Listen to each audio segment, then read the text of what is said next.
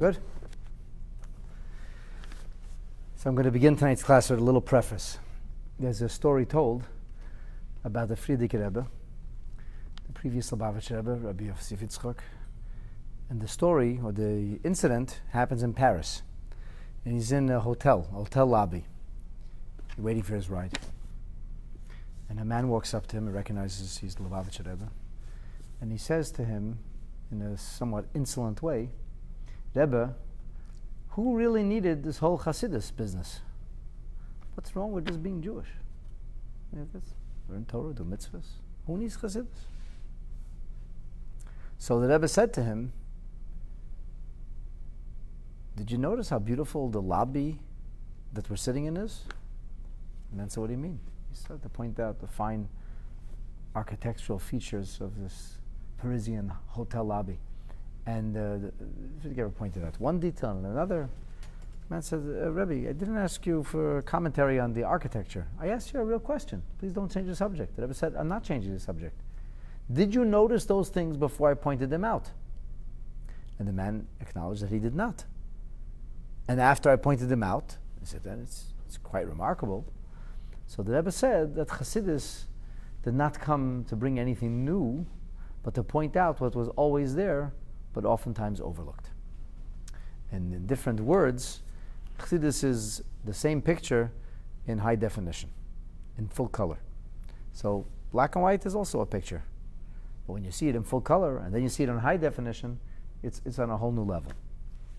But one of the things that, my personal pet peeves that irks me, is that people think that the ideas that are talked about in Chassidus, and especially the customs of Chassidim, are, it's a Chassidish thing. It's not mainstream Judaism. You know, the Hasidim make a big deal out of a Yahrtzeit and they go running to the grave, but that's not really what. Doesn't say it in the Torah anywhere. It's not part of what we're going to call the bread and butter, the foundation of Judaism. And that's just not true. It's just simply not true, and it comes from ignorance, and it comes from lack of diligence in trying to find the sources and understand that everything that's talked about in Chassidus is very, very well founded, and it comes from basic Judaism. Chassidus is basic Judaism, only it's basic Judaism enhanced and further developed in a way that elevates and inspires us. So, I once gave a class called "Why Pray at the Grave of a Tzaddik," and I'm not going to repeat anything that's in that class. I urge anybody who wants to know details about that to go back and watch the class. It was a Parsha Curiosities class. I'm pretty sure it was on Parshas Chayesara. And there you'll find all the copious sources, going back to the very beginning of Judaism. Even before there was Judaism, there was prayer at the grave of a tzaddik. I'm going to speak about specifically the notion of being at the resting site of a tzaddik on the day of the Yahrtzeit, on the day of the Hilula. That's going to be my primary focus. And I will demonstrate to you that this is something which is found widely, both in mystical ancient texts as well as exoteric ancient texts, and we'll try to understand it to some degree. This is by no means an exhaustive class. I do not claim to present all the material that's available. I'm going to tell you to begin with, I couldn't even get my hands on everything. It would take me weeks to do the fullest kind of treatment that such a subject deserves, but at least you'll walk away from here with something. So the first thing that I want to point out to you is that this is discussed in Pnimiyus HaTorah, in the esoteric part of Torah. It's discussed in the Zohar. And the reason I'm quoting the Zohar first, because that is the genre of the Mishnah, and the Zohar is redacted nearly 19 centuries ago. And because of this, it's the oldest actual quotations I could give you of what was done specifically on a Yahrtzeit with regard to the resting site of a tzaddik. So I'm going to quote those Zohars. And then from there, I'm going to show you a Rashi, where Rashi quotes Tshuvas HaGoinim, which is the period immediately after the closing of the Talmud, and Rabbanan Savaroi, after the Talmud is closed and tightened, then the period after is called the period of the Gaonim. So Rashi quotes Tshuvas HaGoinim. And then I will show you how this filters down even into commentary on the Mishnayos. There's nothing to do with esoteric sources altogether, as you'll see in a moment. So the first quote that I'm going to share with you is from the Zohar, in the Holy Book of Zohar, in the first section, which is on Bereshis, on page 126, which is on Parshas Chayesara, I believe. Over there, it tells the story of a very holy man whose name was Rabbi Abba. Rabbi Abba was known to be the scribe, the trusted scribe of Rabbi Shimon Bar Yochai. There are at least 3 times in which we find in the Zohar that Rabbi Shimon Bar Yochai instructs Rabbi Abba to be his scribe, to write down his words. And Rabbi Abba saying about himself, Rabbi Shimon said, Va'ano kasivna. He said, and I wrote. At least twice he says that, and there's at least once in the Zohar where we hear clearly Rabbi Shimon Bar Yochai is instructing Rabbi Abba to write down the sermon, the teaching, the ideas that he's sharing. So Rabbi Abba, who is the Talmud, a disciple of Rabbi Shimon Bar Yochai, and it was his trusted scribe, he makes a point of telling us that he went to the grave of Rabbi Shimon on the day of his Hilula, the day of his Yahrtzeit, and there he spoke about the life and times of Rabbi Shimon, his Kasham Maisim Tevim, and he made a point of learning some of the Torah that he had heard from Rabbi Shimon when he was in proximity to the grave. Now, for an understanding of why we'd go to the grave altogether, again, I refer you back to that class of what a grave means and what the resting site means of really of anybody, but especially of a tzaddik. So I'm not talking about that. That's already documented. I'm talking about specifically the notion of going there on the Yahrtzeit. And there is another discussion in the Zohar, or in the Idra, which is a codicil of the Zohar, that speaks about Rabbi Chia. And Rabbi Chia was also a disciple of Rabbi Shimon Bar Yochai, and makes a point of describing how he went to Miron, which is where Rabbi Shimon Bar Yochai is interred, and he prostrated himself on the Tzion, on the grave of Rabbi Shimon Bar Yochai, and he made a point of mentioning the incredible things Rabbi Shimon performed during his lifetime, and also he mentioned Torah that he heard from Rabbi Shimon. This is found in the Hakdamah, in the preface of the Zohar, on page number 4. So there are more sources, but there are at least 2 sources which go back nearly 2 millennia that describe the most trusted and closest disciples of Shimon Bar Yochai, making a point of taking this pilgrimage, going to his grave, and doing these special things on the day of the Yahrtzeit. So here's a really interesting Rashi. There's a Gemara in Maseches Yevamos that speaks about a story. The story was that there was a pagan fellow who was not a very nice person, and he threatened a Jewish man. He said, "You better do X, Y, and Z, or I'll kill you like I killed your other friend, the other Jew who had disappeared and nobody knew where he was." He said, "I killed him, I'll kill you too." So now the question became, is his wife a widow? Meaning the first guy is a missing person, but nobody saw a body. There's no evidence of his death. And the question was, did this gruff criminal actually kill him, or was he just saying it to frighten him and to beat him down into submission? So the Gemara says that they brought this question to Abaye, and it came to Abaye, and there were 3 major meetings of the sages at which Torah ideas were discussed, and they tried then to come to an answer. They couldn't come to a conclusion. They couldn't come to an answer. It's not a simple thing to declare somebody dead, especially when there's a wife and a married woman involved. It's not a pashta thing at all. And in the end, they go to Rav Ada Bar Ava, tells him to go to Rav Yosef, who is known to be extremely sharp and has the ability to paskin halachas. So the question is, what were these 3 events where the sages got together and exhaustively discussed Torah subjects? Now, the language of the Gemara is Tlasa Rigli. Tlasa Rigli sounds like Hebrew for Shalosh Regalim. Only little problem is that Shalosh Regalim, the 3 festivals, were not necessarily 3 times when Torah ideas were talked about.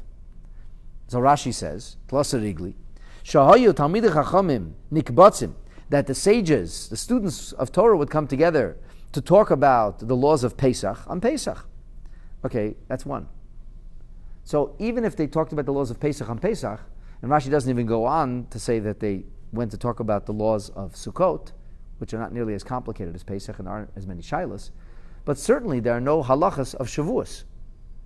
You don't have to eat a kazayit of cheesecake. There's really no major halachas. It's basic Hilchos Yom Tov. And we have no record of them learning the laws of Shavuos for 30 days before, or having this big convocation.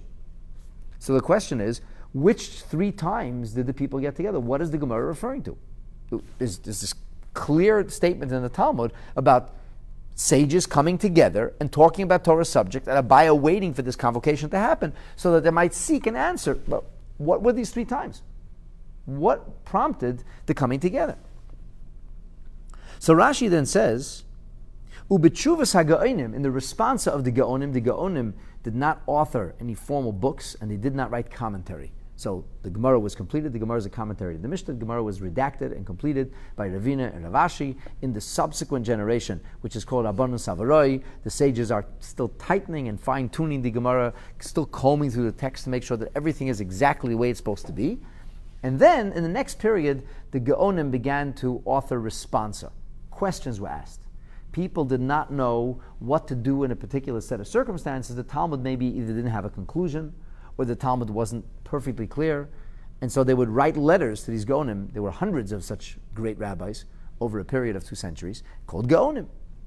And we have fragments, just a fraction of their writings, which we have preserved today in print, which is called Tshuvas HaGaonim. There's a volume that was put out some decades ago. It's about 15 books long, books in this volume, and it's just what we have of their responsa. So Rashi quotes a Tshuvas HaGaonim, which we don't have in any other form, but Rashi must have had some kind of manuscript. And he said, in this Tshuvas HaGaonim, Matzasi I found, Kol Hanich Rigli da Amoroi, these get-togethers of the sages, what were they? What prompted the get-together? What is the Gemara talking about?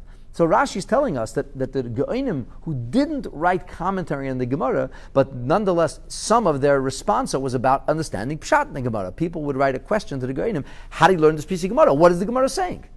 So he says that there's a Tshuvas HaGaonim that Hainu Yoim Shemes by Adam Gadol. This was the day, the anniversary, when somebody great passed on.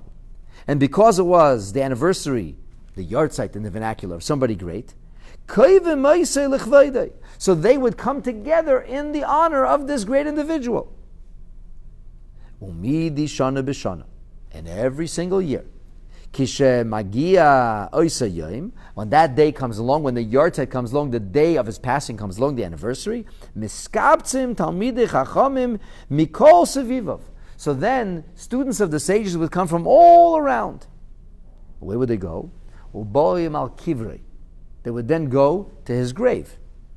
Im sha'ar ha'am, with the rest of the nation. So in other words, it's clear from the Gaonim, number one, the Chachamim would come together, the sages, the students of Torah would come together. They would get together with everybody else, even the people who weren't necessarily known as great students of sages or great scholars. Everybody would get together. They would go to the grave. Im sha'ar ha'am, lahoyshiv yeshiva sham, to have a day of Torah study there. So there would be a day of Torah study held on the grave in honor of the Yahrtzeit. This is ancient.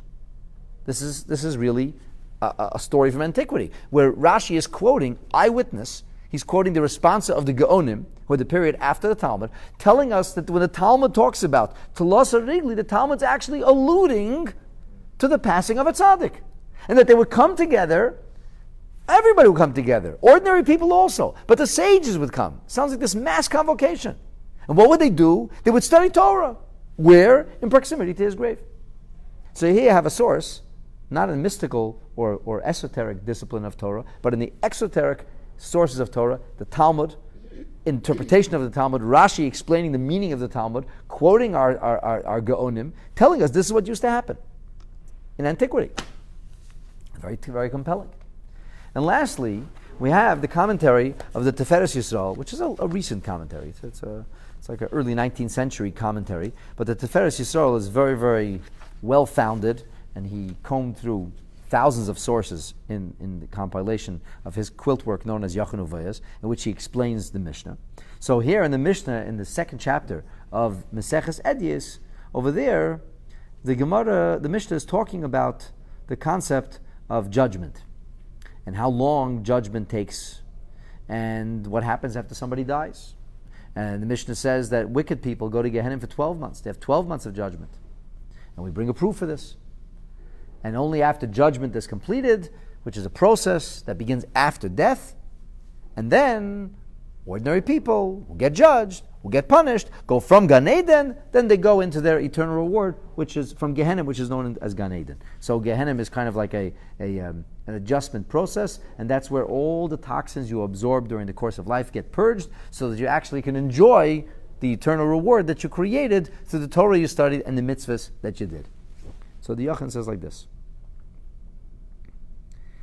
He says, you should know that Mishum Hachi, because this is a special thing, that the Mishnah, by the way, says, how do you know it's 12 months? Because every month it would be on the day of his passing. So, the 12 months in a year. It sounds like on the day of the month when the person passed, that's when like the next phase starts. So there's 12 phases, 12 months of this purgatory, 12 months of this preparatory situation until the neshama is able to go into its eternal reward. So the Yachin says, Mishum Hachi, this is the reason, Be'es HaMoilad, U'B'Yom HaYahrtzeit, Nois Leilach Ala Kever Avis. At the time when the moon is reborn, and at the time when there's a Yahrtzeit, it's appropriate to go to the grave of one's parents or grandparents, ancestors. Why? Ki oz yesh lahaneshama shahashpa gdoila. On that day, the neshama has tremendous influence. It has wherewithal, it has power, it has ability. Lahafitz oira, to spread its light, ad lahavla the garma shabekever. So much so until the atmosphere that surrounds the actual grave.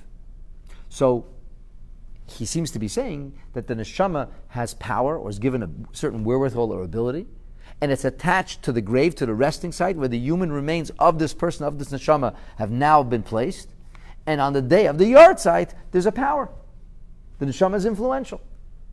So that's why he says, because the neshama is influential on that day, that's why it's appropriate to go to the grave of one's parents or ancestors on the day of the Yahrtzeit. This is not a mystical source at all. It's Yachin Avayis, the Tiferes Yisrael, is very exoteric, as they say, and well-founded in the exoteric disciplines rather than the esoteric disciplines. So the bigger question then is, so what does this mean? Why is it that the day of the Yahrtzeit is a day of influence? Why is that a special day altogether? Like really, who cares? So if that's the day somebody passed on, fine. Once somebody passes on, so then there's different stages in the adjustment of the neshama. There's what you call 3 days, and then 7 days, and then the soul is very much tethered to the body, and it slowly takes leave of the body, and there's the period of decomposition. And if you want more about that, there's a class I gave on Parshas Vayechi called Postmortem Composition, and I encourage you to watch that. It talks about how the soul is released and the soul eventually goes to its eternal reward, how tzaddikim do not decompose, and why they don't decompose. But at any rate, there's this process. And the process that's for a regular person 11 months, for a wicked person 12 months, and then the neshama finally finishes its journey, it reaches its eternal rest. Okay, so that's done. Left this world, it takes 12 months to get there, it's a 12-month journey, or 11-month journey, you got there. Why do we make a big deal about the Yahrtzeit? The move is complete. You left planet Earth, so to speak. You left the terrestrial world. You went to an alternate world, another reality. And in this reality, it's a long time until you can acclimatize and become adjusted to the new reality. And the more you lived a life which was filled with materialism and selfishness and evil and the rebellion against Hashem, the harder it is to adjust when you get to the other world, and the more painful it is. But eventually everybody kind of adjusts. And then you're there. You've arrived. So what do we care about the Yahrtzeit then? That's maybe an issue of every month. There's monthly markers. But once you got there, why would Yahrtzeit be an issue altogether? But it is an issue. And it's widely known that it's a Jewish tradition to commemorate a Yahrtzeit. It seems that this was more of an Ashkenazic idea, and that's why it's most popularly known as Yahrtzeit, which is Yiddish for anniversary of, or the day of the year. But nonetheless, the Sephardic Jews also observe these days, and it's pretty much ubiquitous that people observe Yahrtzeits. And the Yahrtzeits are observed with Kaddish, and with added prayer, and adding in tzedakah, and so on and so forth. And the question is, why is this? So in order to understand why this might be, and what happens on the Yahrtzeit, here I will go directly to an esoteric teaching. This is a mimer of the Alter Rebbe that's printed in a special siddur called Siddur im Dach, a siddur with Hasidic teachings. and it is called Shar Halag Ba'omer. It's a mimer that deals with the 33rd day of the Omer, which of course is the Yahrtzeit, the Hilula of Rabbi Shimon Bar Yochai. That's the origin of the concept of Hilula. So the Alter Rebbe says like this. He says, Kishegia Esis Talkusei, when the time of the passing or lifting, the moving of Rabbi Shimon Bar Yochai's neshama came, Bevada Higia B'Shahi L'Tchilas V'Reish Kol HaMadreges.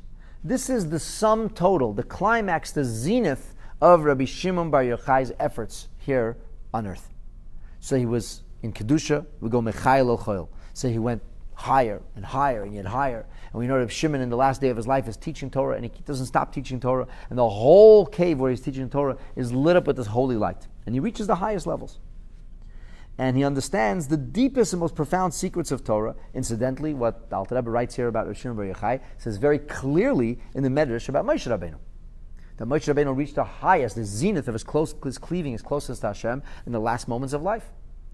And that's why it says he went to Har Nevo. The Arizal says Har Nevo. Har Nevo is Nun Bo. The 50th is in it because there's 49 gates, and we can reach through our own efforts 49 gates, but nobody can get to the 50th gate. Except Moshe Rabbeinu was able to leap in the last hour of his life from 49, which is the maximum of what a person can achieve, to the 50th gate, which is beyond what a person can achieve. And we know the Alter Rebbe, in the last moments of his life, he's laying on his deathbed, and he calls his grandson, the Tzemach Tzedek, who eventually becomes his successor. And he says to the Tzemach Tzedek, he says to him, what do you see? And they're in a farmhouse, in a place called Piena, in a little village, a non-Jewish village, running away from Napoleon. And they're laying in this, he's looking up at the loft of a very simple farmhouse, and there's rafters, trellises going across. He says, what do you see?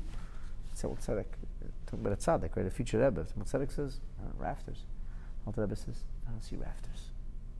I don't see rafters. I see koyach hapoel b'nifel. I see the godly force that vivifies and animates and allows it to exist.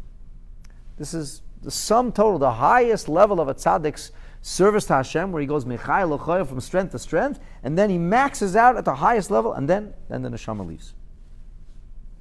So he says that's why the Rabbi Shimon Bar Yochai was teaching this Torah with such intensity with the Chavraya b'shahi. And he says that's why it's called a Hilula. It's called a Hilula because it's the climax. This is the climax of a lifetime of servitude, a lifetime of commitment, a lifetime of devotion, the highest madrega to reach. That's what this concept is. And then he says like this: Ulefi shagam kol masha oisik kol yom of berazn deraisa. Rabbi Shimon Bar Yochai, who we know, he talks about in this Maimer, was a Gilgul, an incarnation or iteration of Moshe Rabbeinu's neshama. And just like Moshe Rabbeinu was the one through whom the Torah was given to us, it was through Shimon Bar Yochai that the esoteric teachings of Torah were revealed and documented for the Jewish people. So he says, Shimon Bar Yochai, who spent the lion's share of his life and the greatest energy and intensity of his life promulgating and teaching the secrets of Torah, Olu im Cherished nishmasai. So all this teaching, all this effort, you have to imagine it as not what's past is past and it's gone. When a person devoted himself to Hashem, so whatever was, that past continues to exist. We are stuck in only one frame of time at a time. You can only be in one frame. You can only be in the present, can't be in the past and the future. That's the notion of time, the idea of sequence.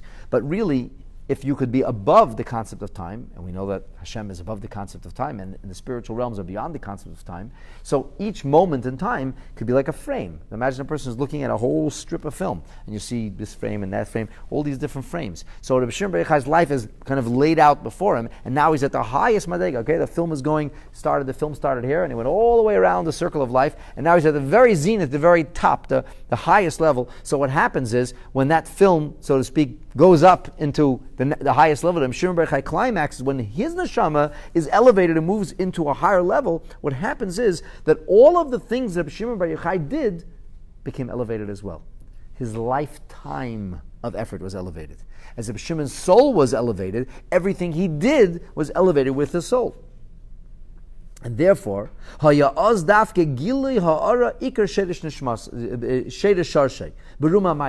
the source of Rabbi Shimon Bar Yochai's neshama, is revealed in the highest and most profound way. And the Alter Rebbe says that's the meaning of the statement in Zohar, B'chad Katiras Katarna, that Rabbi Shimon Bar Yochai maintains that he becomes not as one with God at that moment. Ki aklalu, because he says the rule is, the ein tchilasan meir ele b'seifen. When a light so to speak, begins to shine into the darkness, when the light reaches its destination, that's when you actually see light. So if you're in outer space, you won't see the light. Where do you see the sunlight? I think that's what it means. You see the sunlight when it actually hits planet Earth, or when it hits the moon. That's when you see the light travels, the photons travel, but you don't actually see the illumination of the photons until they reach their destination. And then, when the light reaches the moon, then the light bounces off. It refracts. When the light reaches planet Earth, then we actually are bathed in light.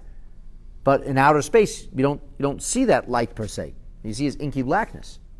So this notion is that the light resonates, it illuminates when it reaches the source at the end. And therefore, Rabbi Shimon Bar Yochai's life, which is one long photonic journey, it's incredible life of light, it really resonates, it really shines, it really glows with the full radiance at the last moment. When Rabbi Shimon Bar Yochai's light is about to go to the next level, to be elevated. So at that point, everything becomes elevated. Not just Rabbi Shimon Bar Yochai's neshama, but everything that Rabbi Shimon Bar Yochai ever did becomes elevated, which by extension means any person that Rabbi Shimon Bar Yochai ever taught Torah to, anything in this world that he influenced, as Rabbi Shimon Bar Yochai is elevated, all of that is elevated together with him. So what the Alter Rebbe essentially is telling us here is this notion that what says, like in the Megillah, that Hayamim Elun Niskarim V'Nasim. It says in the 9th chapter, in verse 28, it says that these days are mentioned and acted upon. And there's a famous Chidah where the Chidah speaks about this, and he says that there's this idea that whatever was happening the first time on a particular anniversary, whatever happened on the first time on that day, when you get to that anniversary, you're prone to see things like this happen all over again. It's a time which is propitious for this. And there's even a proof in this from the Gemara. The Gemara says that if wine was made at the time when the original blossoms of the grapes, what later became grapes, when they originally blossomed and the bulb emerged, what the future grapes emerged, so at that time of the year, that's when the wine may shift, move into a state of vinegar, because right? There's a change that's going on when it comes to that time of the year. So the time of the year has an influence. And there's many Mefarshim on the Megillah who speak about this and describe the concept of a Yom Elul Niskarim V'Nasim. The Baal Shem Tov famously taught that on this day we have the power to reenact what happened on that first time. The point then is this. Every year on the Yahrtzeit, whatever happened at the first Yahrtzeit, when there was this major lifting of the Tzaddik's Neshama, which brought about an elevation in everything that the Tzaddik did his whole life, each and every year when we come to that point, it's happening all over again. And that's why the neshama has tremendous influence. Because this is when the neshama's journey concluded, the neshama reached its highest levels, especially if we're talking about a tzaddik.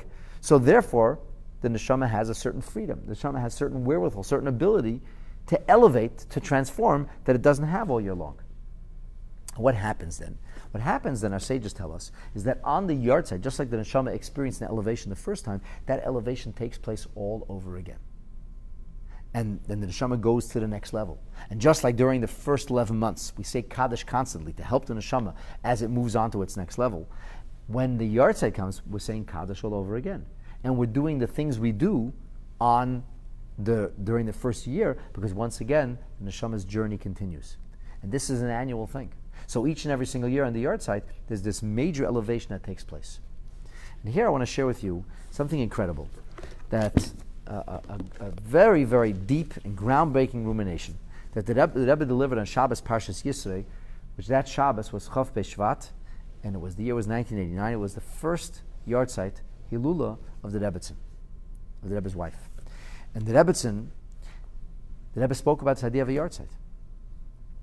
And he developed this remarkable thesis based on the Rambam of the day that speaks about the law in Hilchos Shabbos, that you're not allowed to create a fire because you're going to be creating ashes. In other words, the fire in and of itself, the release of electrons in and of itself, is not as much the issue. The issue is a maver kol shehu chayev, but when is that? When is he chayev? V'hu she'yehei tzarech la'efer. That's when he needs the ashes. It's the ashes you're creating. In other words, it's not the fire itself. It's not the electrons themselves. It's not the release of heat itself. It's not the release of light itself. It's the result of it. And this is a rumination which will take an hour to go through properly. Rebbe links it to the Parsha and to many other things, but this is the point that he makes. The ultimate point he says is that just like the fire, which is fire lifts, it leaves this world. Energy doesn't stay tethered, it so to speak. it goes into the atmosphere. So just like fire, which is heaven-oriented or a leaving reality, it's what we call the idea of histalkus, it's escaping, is meaningful when it leaves ashes, when you're creating ashes here on earth. The Rebbe said the point of the Yahrtzeit is not merely that the neshama should be elevated to a higher madrega. The point of the Yahrtzeit is that the elevation of the neshama on a higher level should necessarily be felt and should impact us below in this world. The Rebbe said that is what observing a Yahrtzeit is all about. The observance of the Yahrtzeit is not merely about the neshama. It's not merely about the neshama's journey, because he says the neshama is eternal. And the neshama of a tzaddik's impact in this world is something that remains for eternity. And the Zohar says, tzaddik de ispata, that a righteous, a tzaddik, a holy person who passes on is found in this world even more so than in other worlds. More so than before when they were alive, even more so in this world. So then the effect of the neshama tzaddik going to a higher madrega is not that the tzaddik is going further away from this world on the Yahrtzeit, but on the contrary, the tzaddik, as the tzaddik goes closer to Hashem, the impact has to be felt here in this earth. In other words, the whole idea of a Yahrtzeit is to actualize the holiness in real time.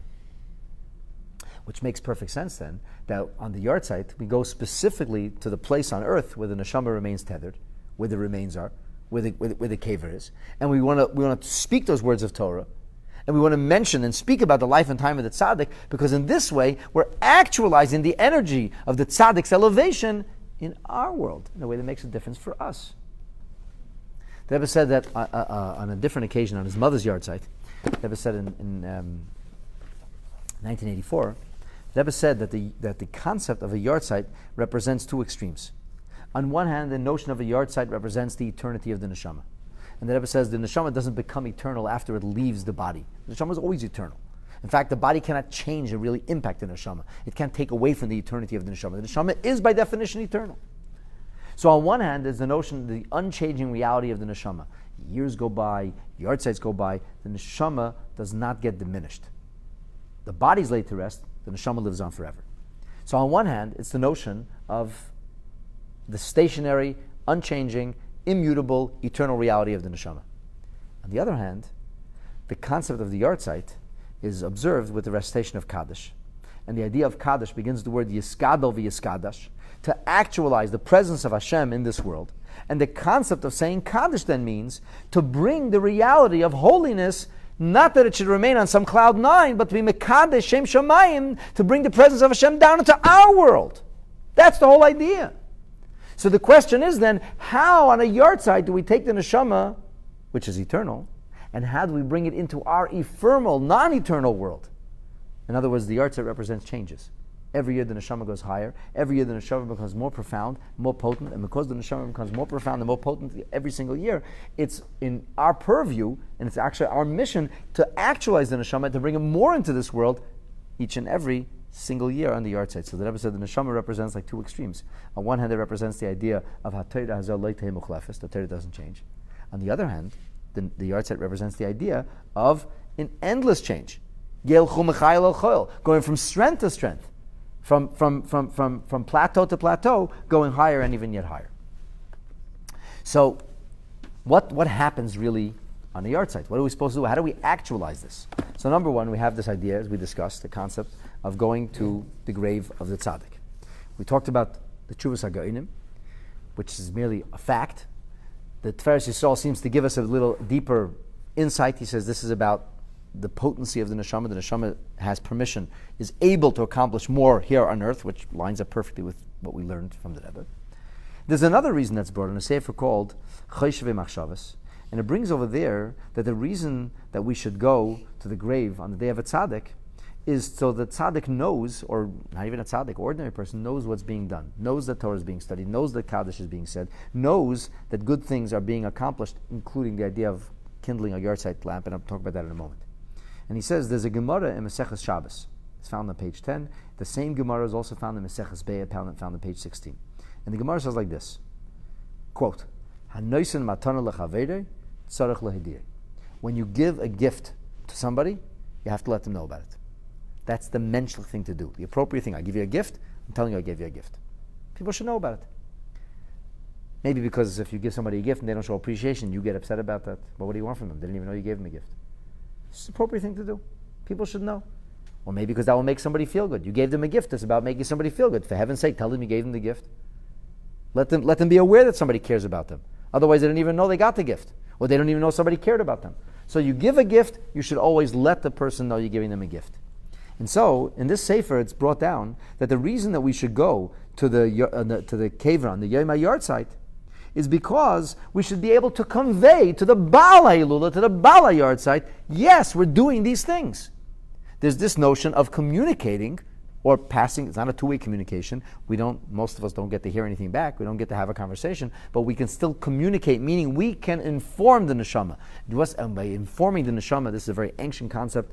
We talked about it in that class, Why Pray at the Grave of Tzaddik. It's a medrash, which we hear in Eicha Rabbah of Yirmiyahu Hanavi, who's dispatched to go tell Avraham, Yitzchak, and Yaakov, and to go tell Moshe Rabbeinu that the Beis HaMikdash is destroyed. In other words, they didn't know. They didn't know. And Moshe Rabbeinu asks, what's going on? Why does God want me? Yirmiyahu is afraid to tell him. He's afraid. He doesn't want to tell Moshe what's going on. He's going to blame him. So he says, you're wanted. And then Moshe Rabbeinu goes, and it says he recognizes Malachim that he hadn't seen since Har Sinai, since the Torah was given. And Moshe says, do you know why I'm being summoned? And the Malach says, you don't know what's going on? The Beis HaMikdash was destroyed. So Moshe Rabbeinu is Loi Meis, and he lives for eternity. And Moshe Rabbeinu is Moshe Rabbeinu, as the Neshama is the Neshama, and it's involved in this world, and it helps out every one of us, and he's Rabbeinu forever. And yet, Moshe Rabbeinu had to be told. Yirmiyahu had to go tell Moshe Rabbeinu.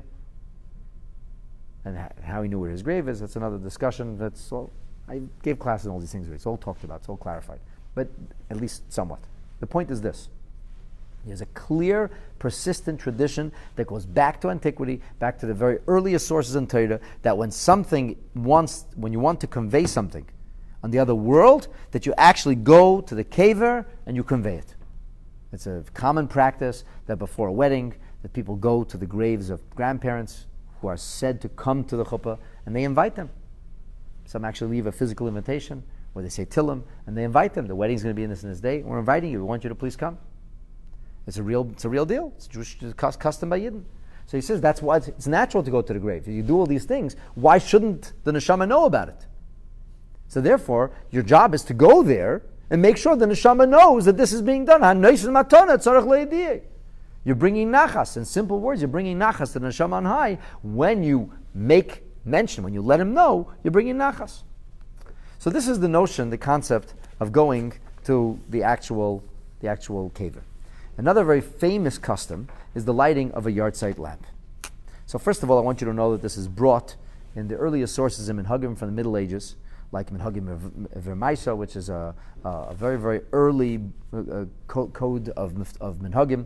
The Maharshal is a 15th century sage, documents this in his writings in the Menhagim, and he says it's really a minig. He says B'chol Eretz Ashkenaz, in all the area in the geography called Ashkenaz, that everybody lights this Yahrtzeit candle, and they're very careful about it.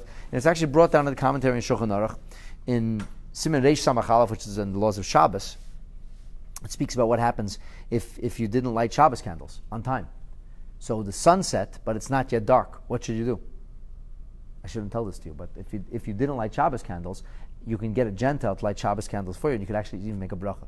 As long as it's not Mamash Shabbos, as long as it's not dark yet. Within those, not 18 minutes, after from sundown to nightfall. It's called Ben Hashmashas. So the Magen Avraham says something very interesting. He says, V'chein muter leimer la'akom, you're allowed to tell a Gentile, Ben Hashmashas, between the sun setting and nightfall, lahadlik ner b'yem shemeis be'aviv, to light a candle on the day that somebody observes the Yahrtzeit for his father. Why? Because everybody's very scrupulous about this. It then becomes like a great need. And just like people need to see where they're going and need to have light on Shabbos, it's a great need for people to have a Yahrtzeit lamp. So a Magen Avraham paskins the halacha that there's no difference between Tzedach Gadol, a Hefsem Meruba, whether it's a great loss or a great need, that's when there are certain leniencies, only between sundown to nightfall, not afterwards. But in that time, you could even light a Yahrtzeit candle. Now, whether we do this or not today, whether that's the custom that's followed, is a separate discussion. The point I'm trying to make to you is that the Magen Avraham, a 17th century Pesach, is talking about a huge leniency on a Yahrtzeit that falls on Shabbos because it's a Tzedek Gadol. So clearly this has been widespread for hundreds of years. And why might we actually light the candle? What is the idea of the candle? So it's not really talked about. It doesn't. We have a custom that goes back very, very long, but we don't have documentation about what it represents. The earliest documentation begins to show up in the 16th and 17th centuries. So in the Elef Hamagin, which is on the Mate Avram, it's a book of custom and halacha, he says that the concept of lighting a Yahrtzeit is very, very well known and very widespread. And he says this is because that the light of the candle is something that a neshama can actually benefit from. In other words, photons are the most non-physical, non-tangible kind of material reality. It's a material reality, but not a tangible reality. It's in the material world. Okay, radio waves are here too. You can't see them. You can't touch them. You could hear. It's symptomatic of it. But you can actually see the wave. But photons can actually be seen. You can't grab them. You can't put them away. But it's physical. Today we can measure things by the speed of light. We can even see, if you with the right mechanism, you can actually film the movement of light. You can slow it down enough for you to be able to even see the way light spills, the way light spreads. So he says the neshama is able to somewhat embody itself in the mass of light, in photonic mass. And there's an amazing story at the Baal Shem Tov who once there was a woman who was very close to the Hasidim and supported the Baal Shem Tov in his endeavors, and then she had a son, and there was a river that was covered with ice, and anyway the ice breaks, and this young man drowns. And she was very distraught. He came to the Baal Shem Tov. The Baal Shem Tov had such angst and such anguish what happened, he decreed that the river should no longer exist. So the river dried up, and the neshama of the river was very upset. He said, "It's my fault. This idiot went on me. I didn't tell him to come. Why do I have to cease existing?" So there was a decree in heaven that the Baal Shem Tov's descendants, if they would ever come there, the river would have the right to come back to life and to claim the life of one of the Baal Shem Tov's descendants. So there's the story, this Hasidic story told about the Baal Shem Tov had as a descendant, and they all know about this particular geography. Stay away from this geography. There's a river somewhere there, and if you're a granddaughter of the Baal Shem Tov, it's a dangerous place to be. And one day there's a huge blizzard, and a great-grandson of the Baal Shem Tov gets lost in that area, and the second he comes to the area where the river used to be, suddenly the river is a raging river. And he feels himself drowning, and he realized this must be that place. He must have gotten lost, the blizzard, didn't know where he was going. And he cries out to his grandfather, cries out to his 80, and the Baal Shem Tov, suddenly he sees a light. As he's about to drown, he sees a light, and the story goes, he grabs the light, and he feels himself pulled out by the light. And the Hasidic story goes that night, the Baal Shem Tov came to him in a dream. And he said to him, "I want you to know that I came to save you." And he said the easiest way to become manifest in this world was photons. He probably didn't use the word photons, but it's the least physical thing in this world. And he said, had I known how painful it is to be involved in a physical form, in an impactful way, I would not have done it to save you. Had I known how difficult it was, I wouldn't have done it. But he did it. He said, I did it. So it's a story from that Hasidim tell. And the point is that here we have this neshama, the holy neshama of the Baal Shem Tov, assuming this imagery of light which can be seen, light that was able to draw and save the grandchild from the raging river. Well, so the point is that according to Elef HaMagin, he says on the day of the Yahrtzeit, the neshama has permission to roam in this world. The neshama is here again. Makes sense. It's like similar to what the Tiferes Yisrael said, and it's similar to what the Rebbe explained about the whole idea of a Yahrtzeit, of it bringing it down. So the neshama actually is impactful on this day, and therefore the neshama seeks to manifest itself, or at least to be able to bask in the concept of radiance of light. And he says that's why it's customary to light Yahrtzeit candles in the shul, because wherever the person davened, they come back to shul on the Yahrtzeit. So to have Yahrtzeit candles in shul, and very interestingly, the Sephardic custom initially was not to light individual Yahrtzeit candles, but to pay for the olive oil of the shul, of the lights of the shul, on the day of the Yahrtzeit. So you see, this is like this special concept, the notion of the Yahrtzeit, and the Yahrtzeit being specially linked to a candle. Of course, this is also related to the idea that Shlomo HaMelech, when he wants to metaphorize about the neshama, he calls it, the neshama is Ner Hashem Nishmas Adam. The candle of God is the soul of man. So we have this idea of a ner, which doesn't mean a candle, actually means a lamp or a lantern, or like a Yahrtzeit lump, what's called in Yiddish. And we find the Gemara in Ksubis that Rabbi Yehuda Hanasi, before he passed on, he said that I'll be back, make sure you have a light burning for me. And the story goes that he did come and he made Kiddush for almost a decade for his family every Friday night. And I refer you back to the post-mortem composition, because I go through that whole story with all the Mefarshim and a number of other classes that I gave on Parshas Chaisara and Vayechi, would describe and explain how the Gemara works, but he made sure that there was always a candle burning. He says, Yehei ner dolok b'mekoimi. Make sure there's a fire that's burning at all times. And another interesting thing is brought down, is that the reason that the mitzvah of lighting candles specifically on Friday night, or lighting lamps Friday night, is a female mitzvah, is because Chava was the one who caused the extinguishing of the neshama of Adam, if you will, through the sin of Chetei Tzadas. So therefore, the women who were the initial cause, the catalyst through the nachash of the leaving of Hashem's presence, that's why they add light. That's the idea of adding light. They should be the ones to add the light. So he suggests also that when a tzaddik passes, the tzaddik leaves this world because of Avon Hadar, because of the sin of the generation. So that means we're, in a sense, we have a role to play. That we're the cause of this light that was taken from us, this overt light. And therefore, he says, it would make sense that we should then add light because we're the cause of light being lifted or taken. At any rate, what I'm just trying to show you is that the concept of lighting a Yahrtzeit lamp, and specifically at the kever or in shul or wherever the family is a very old idea, an old idea that was already widely documented by the 15th and 16th centuries, although we don't have earlier documentation of it, and it was something that was ubiquitous. So yes, Hasidim make a very, very big deal out of the Hilula, out of Gimmel Tammuz, and everybody wants to be there at the oil, and it's not just a Hasidic Shemaisa.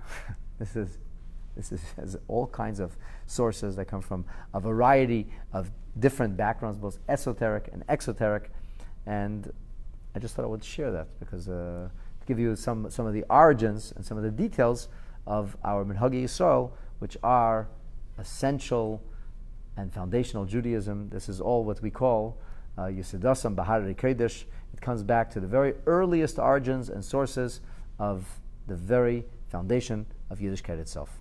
And of course, our hope and our prayer is that the Yahrtzeit of a tzaddik, which is called Hilula, won't be a Yahrtzeit anymore, because when Mashiach will come, it won't be a Yahrtzeit. There'll be nothing missing, but it will be Hilula, that Rebbe said. It will be, Hilula means a simcha.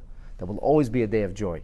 Because it will be a day of joy because there was tremendous aliyah, that we should merit Eretz Hashem, that in Gimel Tammuz, it should be not a Yahrtzeit, but it should be only a Hilula with the third Beis HaMikdash, that'll be filled with all of our tzaddikim of all the ages, and we'll have the opportunity to see our Rebbe again. B'mheira u'b'yameinu. Amen. I hope that was of interest.